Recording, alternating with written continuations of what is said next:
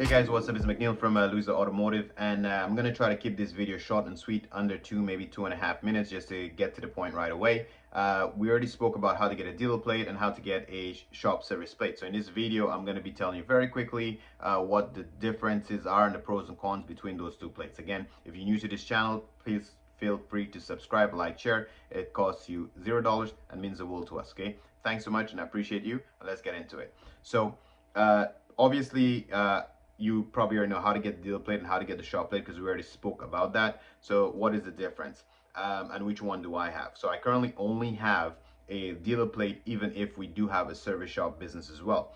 Why I have the dealer plate only? Because the dealer plate allows more flexibility.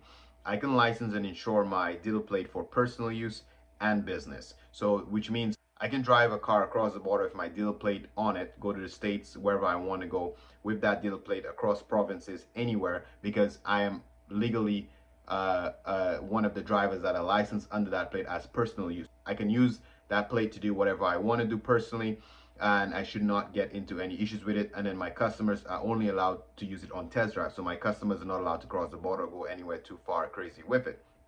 The shop plate, however, has a lot more restrictions on it, and even if I am the owner of the service shop, that plate is strictly and restricted for test driving vehicles only. It technically supposed to be certain kilometers around your shop where you are delivering a car or where you are just test driving. Now, if you, let's say, have a shop in Toronto and you live in Brampton, you actually take that car to Brampton, will you get in trouble with it? Yes and no. I mean, you can talk your way out of it, because this is like really far from your shop. And I mean, you could explain that the type of test driving you're doing, maybe the car needs to overnight, like sleep on the driveway and see if it gives a certain type of problem the next day.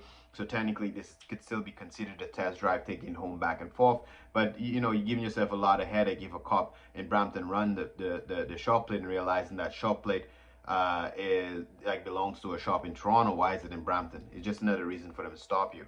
So the service shop plates has a lot more restrictions on it, and is very specific to test driving, for mechanical or for delivering vehicles. The public shouldn't be using it. It should only be somebody like one of your employees that is allowed to drive that car. So you can't give it to a stranger to drive, whereas my dealer plate, technically I can give it to anybody to drive because they're on a test drive, right? So hopefully that gives you the pros and cons, and you can understand the differences between the two. Okay, thanks.